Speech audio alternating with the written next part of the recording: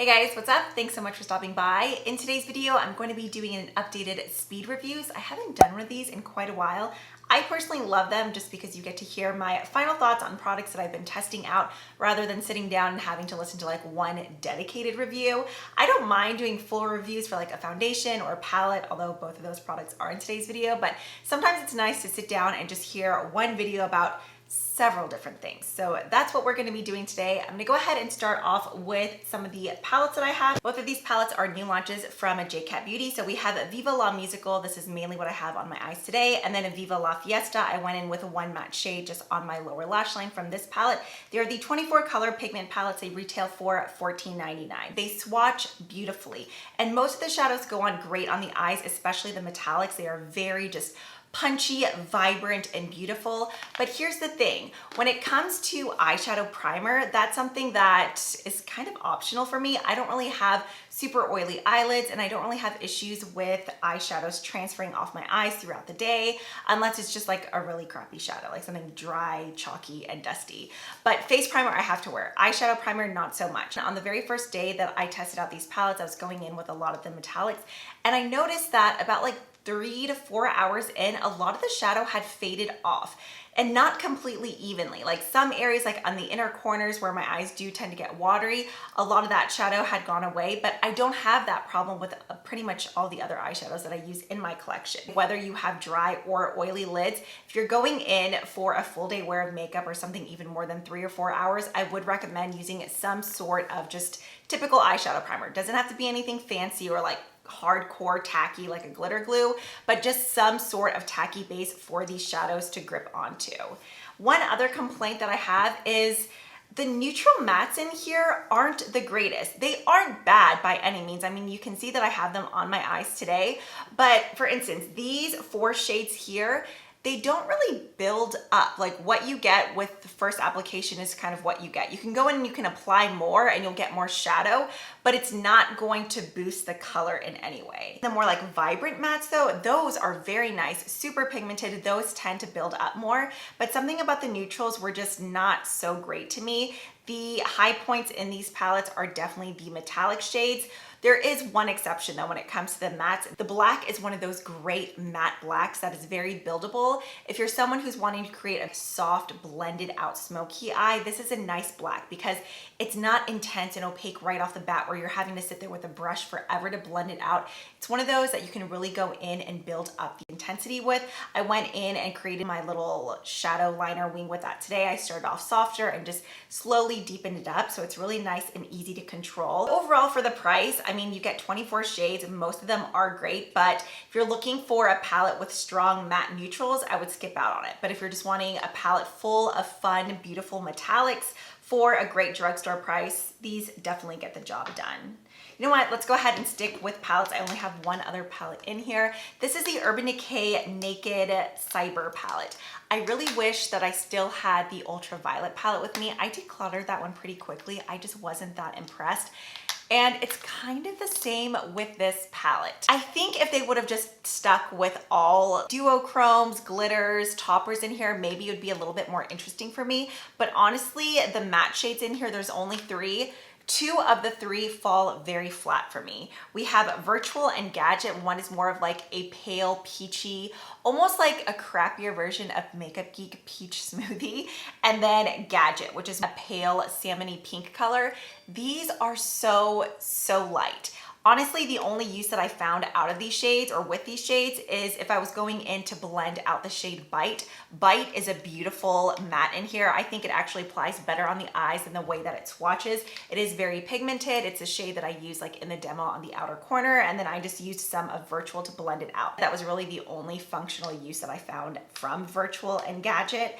Now, Urban Decay recommends if you want to go in and really amplify some of the duochromes and glitter toppers, you could go in with some sort of darker base, whether you wanted to use one of their eyeliners or any eyeliner eyeshadow stick that you have, or you could go on top of one of these matte shades. But honestly, I find Virtual and Gadget to be so light to where it just really wouldn't do much anyways. Like as you blend it out, it kind of blends into nothing if you're my skin tone, just because it is so light. The consistency of the textures too is just not that great. It's not your typical smooth, creamy Urban Decay metallics.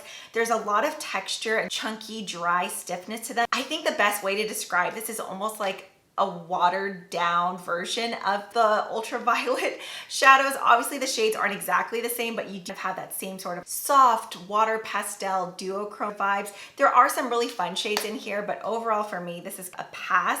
I have other shadow toppers and duochromes in my collection that I prefer. I would much rather pick out 2 of the Urban Decay Moon Dust shadows than go for the Naked Cyber. That's just my personal opinion, but obviously everyone has their own color stories that they like, textures, whatnot, but this one just wasn't it for me. Now moving on to lips, I have 2 products from Colourpop and then 1 from Too Faced. First up, we have 2 products from the Fresh Kiss line. Both of these retail for $8. Let's go ahead and start off with the lip cremes because these ones I'm pretty sure are newer. I was originally wearing the shade Baby Doll, which is this really nice nude. While the color is beautiful, you really do need to prep your lips for these. Unfortunately for me, my lips are looking a wee bit crusty. I was like picking my lips because I was nervous about a root canal, which ended up not being so bad, surprisingly enough. They have a little bit of a whipped texture. I had mentioned in a previous video that from what I can remember, because it's been many years since I've used one of the NYX matte lip creams, isn't that what they were called? The shade Prague was my jam. I used to wear that color all the time. The texture kind of reminds me of one of those, the way that it's fluffy and whipped feeling, but unlike the NYX ones, these ones don't dry down. But since it has that sort of like whipped texture, it picks up on any bit of crust or lines that you have on your lips. So that's what I mean. You really want to go in with some sort of lip scrub first, unless your lips are just always soft, plush, and lush, then you'll have no problem with these. If you're looking for something that's matte, but you don't like the feeling of like tightening, drying liquid lipsticks, then I really do think you would like this formula. The overall wear time, I mean, since it doesn't dry down, it does transfer very easily, so it is something that you have to touch up. But I do notice shades like Scrunchy, if you go in with something a little bit more deep and vampy, those tend to last longer on the lips. The glossy lip stains, I love these. The only thing is the colors look a lot alike. I was able to give several of these to my mom and friends and swatch the ones that I really wanted and like tested some colors to see which ones my mom would like. And the way that they dry down, several of the shades tend to kind of match each other. So I just kept First Bite and Cherry, is it Cherry Up or Lip? Cherry Up.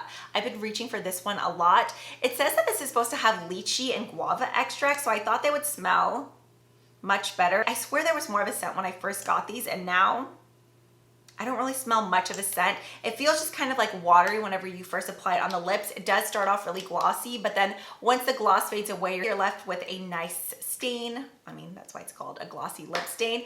It doesn't stay quite as glossy as like the Lancome glossy lip stains. I love that formula, but obviously these are only $8. Next up, we have these products from Too Faced. They sent over several of their Lady Bold lipsticks.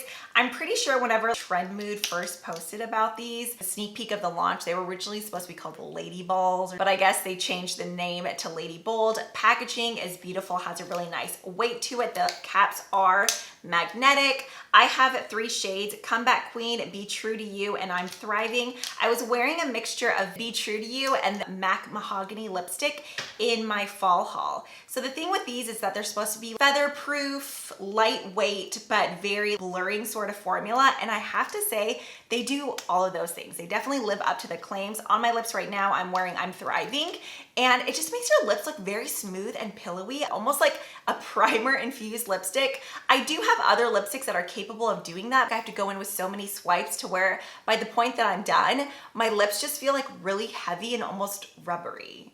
That's the best way I could describe it. Hopefully you guys know what I mean. I just love these lipsticks because you don't have to go in with any lip liner and everything stays in place. It really is long wearing. This is a formula that I forget I'm wearing lipstick until I look in the mirror. I'm like, oh wow. And it's actually still in place. It's not like smudging all over my face. It's not feathering out. So I was actually really surprised by these because when I got these in the mail, honestly, I thought I was just gonna go through and declutter all of them because I have so many lipsticks, but the formula really has impressed me. It truly is different than a lot of the other lipsticks that I have. Let's talk primers. I had hauled the Laneige Glowy Makeup Serum in my most recent K-Beauty haul. This one retails for $32. This is a product that you can buy at Sephora. Now, I'm a huge fan of Laneige skincare. Their Milky Mist is something that I rave about all the time. It's a holy grail product for me. I honestly thought I was gonna love this primer. So I went ahead and did a side-by-side comparison. I used this on one side, and then I used the new Wet n Wild. This is from their Fantasy Makers, which like every Halloween, they launch a Fantasy Makers collection.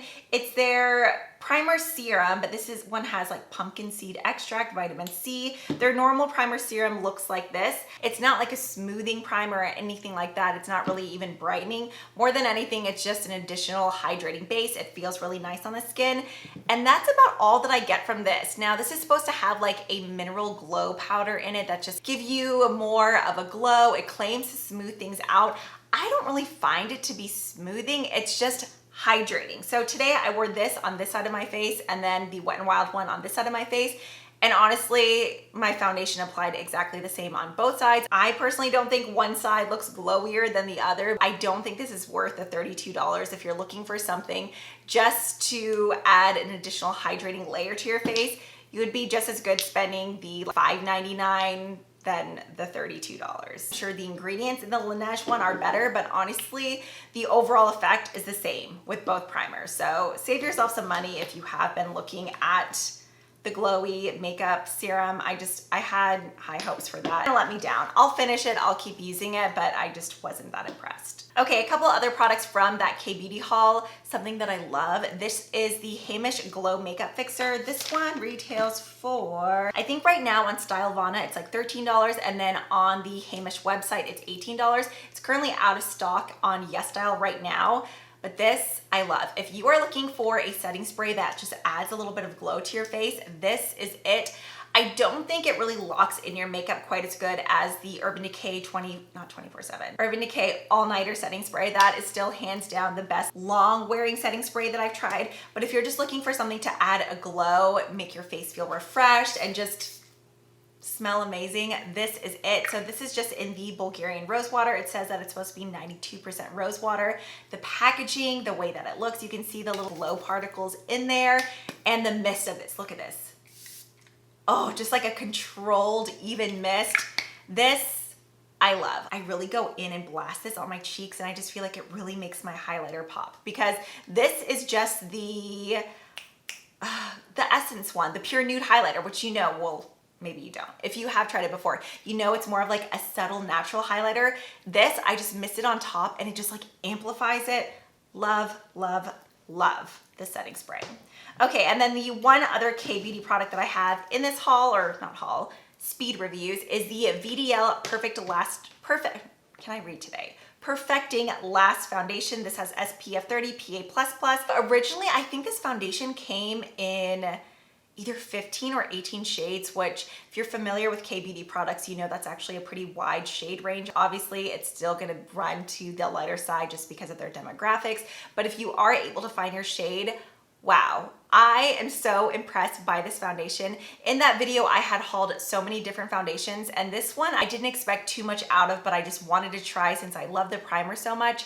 I'm annoyed at myself that I'm just now getting around to this foundation. You will definitely be seeing this in my September favorites. I adore this formula. So here's the thing. It's a formula that feels more like a skin tint on your face, but it has a beautiful buildable coverage. I would say that you can get to a high medium coverage. It's a natural satin glow. It makes you look like you have very bouncy, healthy skin. Even on textured skin, something in this formula has this like, how would I describe it? A stretchy sort of look to where it does such a great job at smoothing out texture. I can skip primer with this foundation and my skin still looks so smooth and beautiful. The way that it sets, it doesn't fully ever dry down to a powder finish, but I'm still left with a long lasting coverage and finish, but it's still glowy, like a satin glow. Does that make sense? It's amazing. If you can find your shade, it is worth trying out. It's $35 on the Ulta site, but I got mine from YesStyle for like 20 bucks. I've seen it dip down as low as 18. I'm telling you, if you can find your shade and you like those claims, get it. You will love it. It is so, so beautiful. One other complexion product, these are the Nudefix Cream Concealers. I really don't have too much experience with Nudestix. I think the only other product that I've tried from their line is the Bondi Babe. Is it Babe or Bay? I can't even remember. Hopefully Babe, because I hate the word Bay. Their cream bronzer stick, which I did like, or I do like. But instead of that, I've been reaching for Nude 9 as my bronzer, and then just as my normal concealer, I've been using the shade Nude 4.5. This isn't a super high coverage concealer, but what I like about it is that it feels very hydrating on the eyes. If you're someone with those like genetic, deep blue-based under eye bags, I don't really think you would be that crazy about this. However, if you have like dry under eyes where you just like to add a little bit of brightness, I think this concealer would work great for you. Retails for $28. It has Sweet Berry, which is supposed to help with redness and soothing, Articum Lappa Root Extract, which is supposed to help with redness, blemishes, and it has a super gel technology for smoothing. They have this doe foot applicator. Originally, I thought it was going to be a squeeze tube because I mean, hi, it looks like a squeeze tube. If you are someone that just has minimal under eye things that you're looking to correct or brighten, you're looking for something that's just more day-to-day wear, something that's more lightweight, medium coverage, I think you would love this. Then the very last product I have in here is a drugstore product. This is from Almay. It's one of their healthy hue blushes. I have mine in the shade Pink Flush. This is a product that came as PR. I already plan on going out and purchasing the shade, I think it's called Nearly Naked. I went to Target the other day. They didn't have that shade in stock, so I might just have to order it on Ulta's website. This just isn't a shade that I typically go for. I was wearing some in the Naked Cyber demo that you saw. Formula's beautiful. It's just, I'm not crazy about like super pinky blushes like this. I don't think they look bad on me. Like when I wore it that day, I was like, hey, this is actually kind of pretty. But if I'm gonna get a blush, I prefer it to be a color that I can just wear with pretty much any look. That's why I love like Tarte Exposed and Laura Geller Sunswept. Those more peachy tone blushes I just find to work with all of my eye looks. But the reason I plan on going out to get it is because the formula is so, so beautiful. It's almost like it has a sheer base. Like obviously you get color from it, especially from the swatch. You can see you can really build it up to have like heavy pigmentation.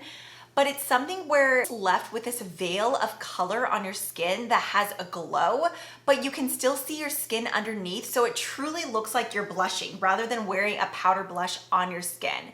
Almay is definitely a brand that not just myself, I think so many people sleep on because let's be honest, Almay is pretty boring. Almay, you killed it with this one. There you have it, a few little speed reviews. I hope you guys found this video helpful. Let me know about some of your most recent finds, and if you guys like this video, don't forget to give it a thumbs up. That way I know and can film some more in the future. If you have some more time on not on my hands, on your hands. You can check out my most recent fall haul over here, and that's about it for today. So I hope you guys have a great day, and I will see you in the next one. Bye.